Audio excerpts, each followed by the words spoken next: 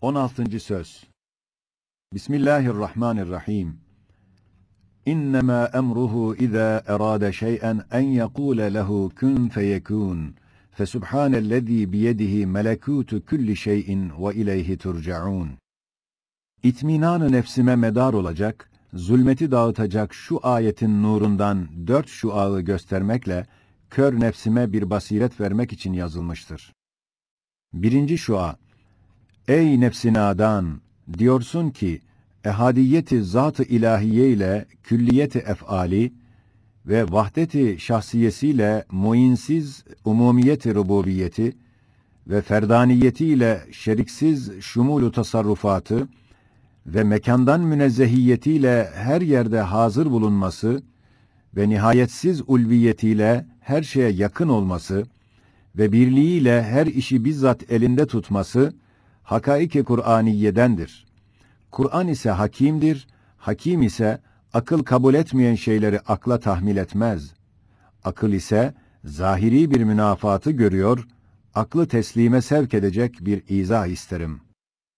El cevap, madem öyledir, itminan için istersen biz de Kur'an'ın feyzine istinaden diyoruz. İsmi Nur çok müşkilatımızı halletmiş. İnşallah bunu da halleder.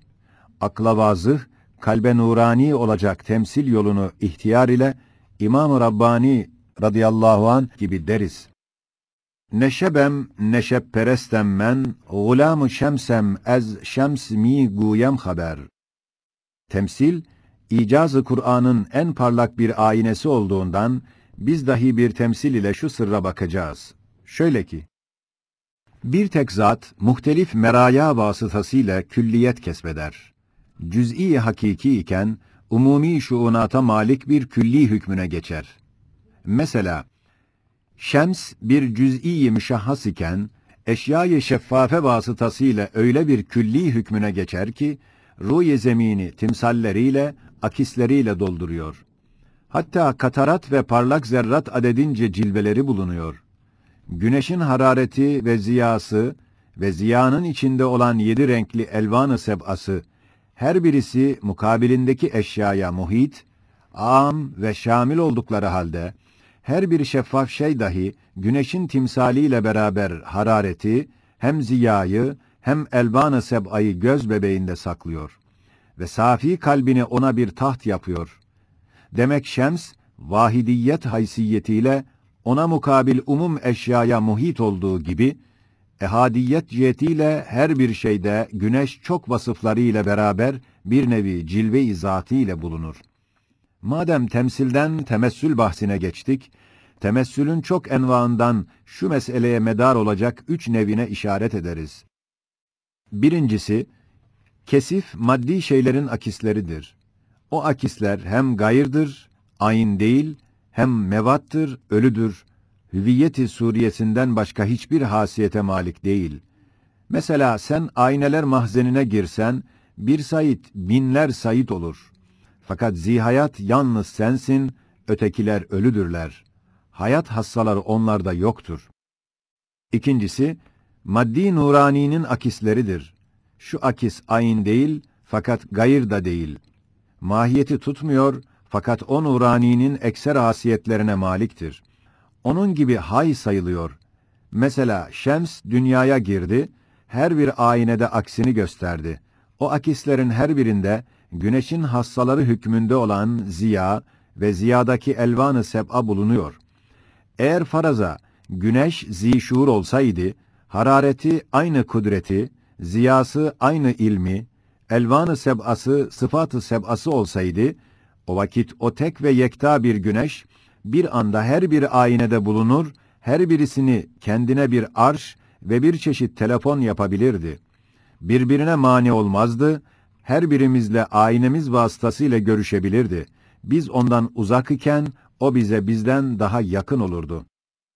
Üçüncüsü, nurani ruhların aksidir. Şu akis, hem haydır hem ayn'dır.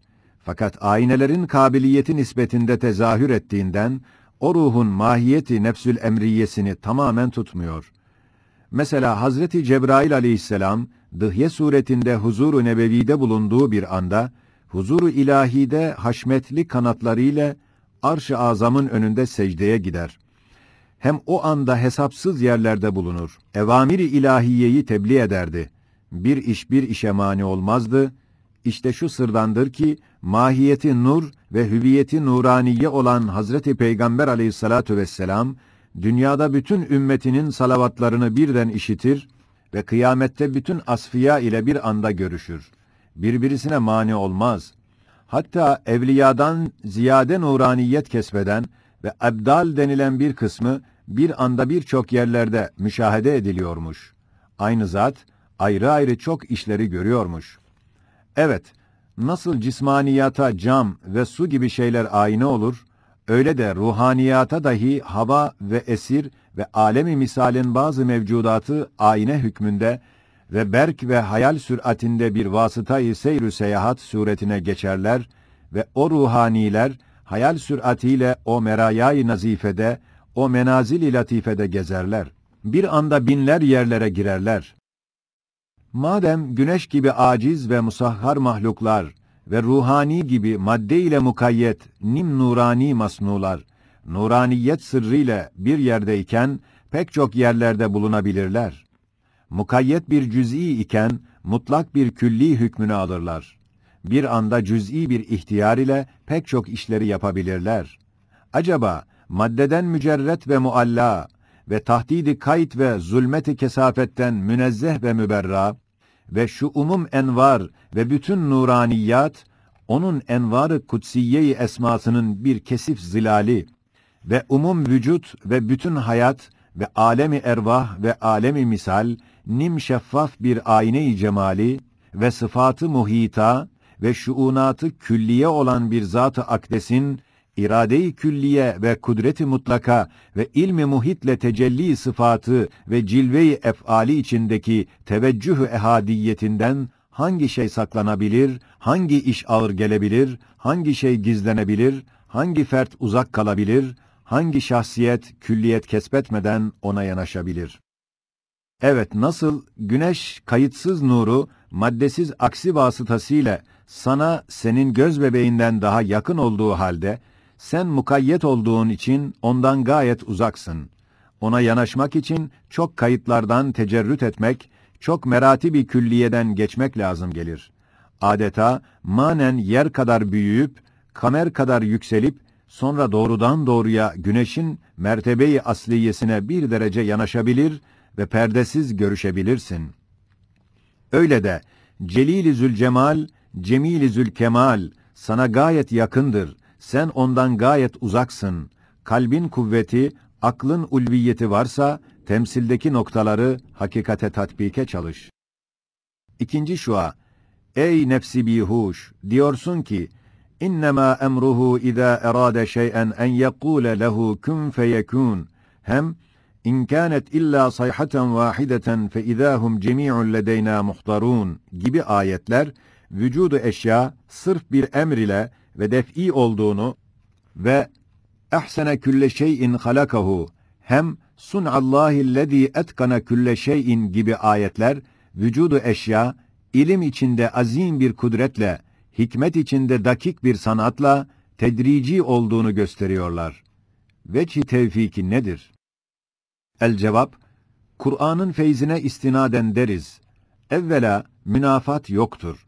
Bir kısım öyledir, İptidadaki icat gibi, bir kısmı böyledir, mislini iade gibi.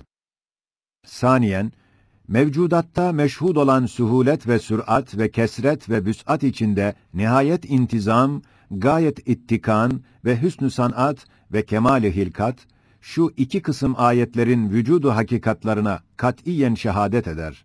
Öyleyse, şunların hariçte tahakkukları medarı bahs olması lüzumsuzdur. Belki yalnız sırrı hikmeti nedir denilebilir. Öyleyse biz dahi bir kıyas-ı temsili ile şu hikmete işaret ederiz. Mesela nasıl ki terzi gibi bir sanatçı birçok külfetler, meharetlerle musanna bir şeyi icat eder ve ona bir model yapar. Sonra onun emsalini külfetsiz çabuk yapabilir. Hatta bazen öyle bir derece suhulet peyda eder ki güya emreder yapılır ve öyle kuvvetli bir intizam kesbeder, saat gibi güya bir emrin dokunmasıyla işlenir ve işler. Öyle de Sani Hakim ve Nakkaş-ı Alim şu alem sarayını müştemilatıyla beraber bedi bir surette yaptıktan sonra cüz'i ve külli, cüz ve kül her şeye bir model hükmünde bir nizam-ı kaderi ile bir miktar-ı muayyen vermiştir. İşte bak o Nakkaş-ı Ezeli her bir asrı bir model yaparak mucizat-ı kudretiyle murassa taze bir alemi ona giydiriyor. Her bir seneyi bir mikyas ederek havarik-i rahmetiyle musanna taze bir kainatı o kâmete göre dikiyor, her bir günü bir satır yaparak dekaik-i hikmetiyle müzeyyen, müceddet mevcudatı onda yazıyor. Hem o kadir-i mutlak her bir asrı, her bir seneyi, her bir günü bir model yaptığı gibi ruh-i zemini, her bir dağ ve sahrayı, bağ ve bostanı, her bir ağacı birer model yapmıştır. Vakit be vakit taze taze birer kainatı zeminde kuruyor, birer yeni dünyayı icat ediyor. Birer alemi alıp da diğer muntazam bir alemi getiriyor. Mevsim be mevsim her bağ ve bostanda taze taze mucizat-ı kudretini ve hedayayı rahmetini gösterir. Yeni birer kitab-ı hikmet numa yazıyor. Taze taze birer matbaha-i rahmetini kuruyor. Müceddet bir hulle-i sanat numa giydiriyor. Her baharda her bir ağaca sündüs misal taze bir çarşaf giydiriyor. Lü'lü misal yeni bir murassaatla süslendiriyor. Yıldız misal rahmet hediyeleriyle ellerini dolduruyor.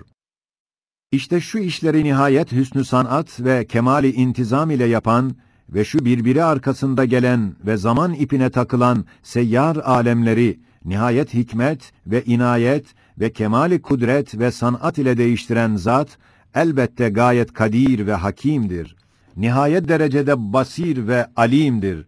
Tesadüf onun işine karışamaz. İşte o Zat-ı Zülcelal'dir ki şöyle ferman ediyor. İnnemâ emruhu izâ erâde şey'en en yekûle lehu kun feyekûn ve mâ emrus sâati illâ kelemhil basari ev huve akrab deyip hem kemali kudretini ilan hem kudretine nispeten haşir ve kıyamet gayet sehil ve külfetsiz olduğunu beyan ediyor.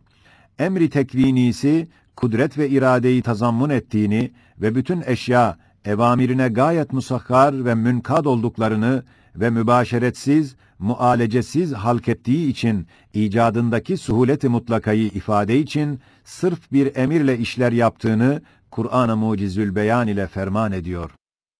Hasılı kelam, bir kısım ayetler eşyada hususan bidayet-i icadında gayet derecede hüsnü sanatı ve nihayet derecede kemali hikmeti ilan ediyor. Diğer kısmı eşyada hususan tekrar icadında ve iadesinde gayet derecede suhulet ve süratini, nihayet derecede inkiyat ve külfetsizliğini beyan eder. 3. şua, ey haddinden tecavüz etmiş nefsi pür vesvas, diyorsun ki, biyedihi melekutu külli şey, ma min dabbetin illa huve ahizun binasiyetiha, ve nahnu akrabu ileyhi min hablil verid gibi ayetler, nihayet derecede kurbiyet-i ilahiyeyi gösteriyor. Ve ileyhi turcaun. Ta'rucul melâiketu ve'r ruhu ileyhi fî yevmin kâne mikdaruhu 50.000 sene. Ve hadiste varit olan Cenab-ı Hak 70.000 hicap arkasındadır. Ve Miraç gibi hakikatler nihayet derecede budiyetimizi gösteriyor. Şu sırrı gamızı fehme takrib edecek bir izah isterim. El cevap, öyleyse dinle. Evvela, 1. şuağın ahirinde demiştik. Nasıl ki güneş, kayıtsız nuriyle ve maddesiz aksi cihetiyle sana senin ruhun penceresi ve onun aynesi olan göz bebeğinden daha yakın olduğu halde, sen mukayyet ve maddede mahpus olduğun için ondan gayet uzaksın.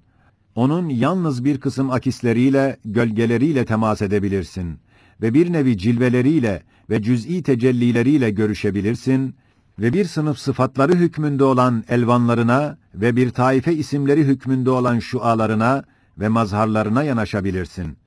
Eğer güneşin mertebe-i aslisine yanaşmak ve bizzat doğrudan doğruya güneşin zatı ile görüşmek istersen, o vakit pek çok kayıtlardan tecerrüt etmekliğin ve pek çok meratibi külliyetten geçmekliğin lazım gelir. Adeta sen, manen tecerrüt cihetiyle küre-i arz kadar büyüyüp, hava gibi ruhen imbisat edip ve kamer kadar yükselip, Bedir gibi mukabil geldikten sonra bizzat perdesiz onunla görüşüp, bir derece yanaşmak dava edebilirsin. Öyle de, o celili pürkemal, o cemili bimisal, o vacibül vücut, o mucidi külli mevcut, o şems-i sermet, o sultanı ezel ve ebed, sana senden yakındır, sen ondan nihayetsiz uzaksın. Kuvvetin varsa, temsildeki dekaiki tatbik et. Saniyen, mesela, وَلِلَّهِ الْمَثَلُ الْاَعْلَى, bir padişahın çok isimleri içinde kumandan ismi çok mütedahil dairelerde tezahür eder. Serasker daire-i külliyesinden tut, müşiriyet ve ferikiyet ta 100 başı, ta 10 başıya kadar geniş ve dar, külli ve cüz'i dairelerde de zuhur ve tecellisi vardır. Şimdi bir nefer hizmet-i askeriyesinde 10 başı makamında tezahür eden cüz'i kumandanlık noktasını merci tutar, kumandan-ı azamına şu cüz'i cilve-i ismiyle temas eder ve münasebettar olur. Eğer asıl ismiyle temas etmek, ona o ünvan ile görüşmek istese, 10 başılıktan ta serasker mertebe-i külliyesine çıkmak lazım gelir. Demek padişah, o nefere ismiyle, hükmüyle, kanunuyla ve ilmiyle, telefonuyla ve tedbiriyle ve eğer o padişah, Evliya-i Abdaliye'den nurani olsa, bizzat huzuriyle gayet yakındır. Hiçbir şey mani olup, hail olamaz. Halbuki o nefer, gayet uzaktır, binler mertebeler hail, binler hicaplar fasıldır, fakat bazen merhamet eder, hilaf-ı adet bir neferi huzuruna alır, lütfuna mazhar eder. Öyle de emri kün feyekûne malik, güneşler ve yıldızlar emirber neferi hükmünde olan Zat-ı Zülcelal, her şeye her şeyden daha ziyade yakın olduğu halde, her şey ondan nihayetsiz uzaktır. Onun huzuru kibriyasına perdesiz girmek istenilse, zulmani ve nurani, yani maddi ve ekvani ve esmai ve sıfati 70 binler hicaptan geçmek, her ismin binler hususi ve külli derecat-ı tecellisinden çıkmak, gayet yüksek tabakat-ı sıfatında mürur edip, ta ismi azamına mazhar olan arş-ı azamına uruc etmek, eğer cezb ve lütuf olmazsa, binler seneler çalışmak ve sülûk etmek lazım gelir. Mesela sen ona Halik ismiyle yanaşmak istersen, senin Halık'ın hususiyetiyle, sonra bütün insanların Halık'ı cihetiyle, sonra bütün zihayatların Halık'ı ünvanıyla, sonra bütün mevcudatın Halık'ı ismiyle münasebettarlık lazım gelir. Yoksa zilde kalırsın, yalnız cüz'i bir cilveyi bulursun. Bir ihtar. Temsildeki padişah, aczi için kumandanlık isminin meratibinde müşir ve ferik gibi vasıtalar koymuştur. Fakat biyedihi melekûtü külli şeyin olan kadir-i mutlak, vasıtalardan müstanidir. Vasıtalar sırf zahiridirler. Perde-i izzet ve azamettirler. Ubudiyet ve hayret ve acz ve iftikar içinde saltanat rububiyetine dellaldırlar, temaşagerdirler. Muini değiller, şeriki saltanat rububiyet olamazlar. 4. şua. İşte ey tembel nefsim! Bir nevi miraç hükmünde olan namazın hakikati, sabık temsilde bir nefer, mahz-ı lütuf olarak huzur-u şahaneye kabulü gibi, mahz-ı rahmet olarak Zat-ı Celil-i Zülcemal ve Mabud-u Cemil-i Zülcelal'in huzuruna kabulündür. Allahu Ekber deyip, manen ve hayalen veya niyeten iki cihandan geçip, kaydı maddiyattan tecerrüt edip, bir mertebe-i külliye-i ubudiyete veya küllinin bir gölgesine veya bir suretine çıkıp, bir nevi huzura müşerref olup, İyyâke na'budu hitabına herkesin kabiliyeti nispetinde bir mazhariyet-i azimedir. Adeta harekat-ı salatiyede tekrarla Allahu Ekber, Allahu Ekber demekle kat-ı meratibe ve terakkiyat-ı maneviyeye ve cüz'iyattan devair-i külliyeye çıkmasına bir işarettir ve marifetimiz haricindeki kemalat-ı kibriyasının mücmel bir ünvanıdır. Güya her bir Allahu Ekber bir basamak-ı miraciyeyi kat'ına işarettir. İşte şu hakikat-ı salattan manen veya niyeten veya tasavvuren veya hayalen bir gölgesine, bir şuağına mazhariyet dahi büyük bir saadettir. İşte hacda pek kesretli Allahu Ekber denilmesi şu sırdandır. Çünkü hac-ı şerif bilasale herkes için bir mertebe-i külliyede bir ubudiyettir. Nasıl ki bir nefer bayram gibi bir yevmi mahsusta, ferit dairesinde bir ferit gibi padişahın bayramına gider ve lütfuna mazhar olur. Öyle de bir hacı ne kadar âmi de olsa, kat-ı meratip etmiş bir veli gibi umum aktar-ı arzın Rabb-ı Azîmi ünvanı ile Rabbine müteveccihtir. Bir ubudiyeti külliye ile müşerreftir. Elbette hac miftahıyla açılan meratibi külliye-i rububiyet ve dürbünüyle nazarına görünen afak-ı azameti uluhiyet ve şeairiyle kalbine ve hayaline gittikçe genişlenen devairi ubudiyet ve meratibi kibriya ve ufku tecelliyatın verdiği hararet, hayret ve dehşet ve heybet-i rububiyet, Allahu Ekber ile teskin edilebilir ve onunla o meratibi münkeşife-i meşhude veya mutasavvire ilan edilebilir. Haçtan sonra şu manayı ulvi ve külli muhtelif derecelerde bayram namazında, yağmur namazında, husuf küsuf namazında, cemaatle kılınan namazda bulunur. İşte şair-i İslamiye'nin velev sünnet kabilinden dahi olsa ehemmiyeti şu sırdandır. Sübhane men ceale hazainuhu beynel kâfi ven nun. Fesubhanellezî biyedihi melekûtu kulli şeyin ve ileyhi turcaun. Sübhaneke la ilme lena illa ma allamtena inneke entel alimul hakim. Rabbena la tuâkhidna in nesînâ ev ahta'na. ربنا لا تزغ قلوبنا بعد إذ هديتنا وهب لنا من لدنك رحمة إنك أنت الوهاب وصل وسلم على رسولك الأكرم مظهر اسمك الأعظم وعلى آله وأصحابه وإخوانه وأتباعه آمين يا أرحم الراحمين. Küçük bir zeyl. Kadir Alim ve Sani Hakim, kanuniyet şeklindeki adatının gösterdiği nizam ve intizamla, kudretini ve hikmetini ve hiçbir tesadüf işine karışmadığını izhar ettiği gibi, şuzuzat-ı kanuniye ile, adetinin harikaları ile, tegayyürat-ı suriye ile, teşahhusatın ihtilafatı ile, zuhur ve nüzul zamanının tebeddülüyle, meşiyetini, iradetini, faili muhtar olduğunu ve ihtiyarını ve hiçbir kayıt altında olmadığını izhar edip, yekneksak perdesini yırtarak ve her şey, her anda, her şeyinde, her şeyinde ona muhtaç ve rububiyetine münkat olduğunu ilam etmekle, gafleti dağıtıp, ins ve cinnin nazarlarını esbaptan müsebbibül esbaba çevirir. Kur'an'ın beyanatı şu esasa bakıyor. Mesela, ekser yerlerde bir kısım meyvedar ağaçlar bir sene meyve verir, yani rahmet hazinesinden ellerine verilir, o da verir. Öbür sene bütün esbab-ı zahiriye hazırken meyveyi alıp vermiyor. Hem mesela sair umur-u lazimeye muhalif olarak yağmurun evkat-ı nüzulü o kadar mütehavvildir ki, mugayyebat-ı hamsede dahil olmuştur. Çünkü vücutta en mühim mevki hayat ve rahmetindir.